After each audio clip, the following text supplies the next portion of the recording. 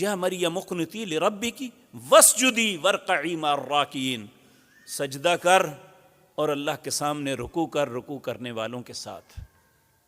میرے بھائیوں، جب اللہ نعمتوں سے نوازتا ہے تو اللہ کی نافرمانی نہیں، اللہ کی تسبیحات کرنی چاہیے۔ جب اللہ نے اپنے حبیب کریم جناب محمد الرسول اللہ صلی اللہ علیہ وسلم کو عزت و شرف سے نوازا نا، تو اللہ نے سورۃ نصر نازل کی، کہا اذا جاء نصر اللہ والفتح، جب آپ کے پاس اللہ کی مدد اور فتح آ گئی، ورأیت الناس يدخلون فی دین اللہ افواجا، آپ کے دین میں لوگ فوج در فوج داخل ہونے لگے۔ اب کیا کرو؟ فسبح بحمد ربک واستغفر، اللہ کی تسبیح بیان کرو اور استغفار کرو۔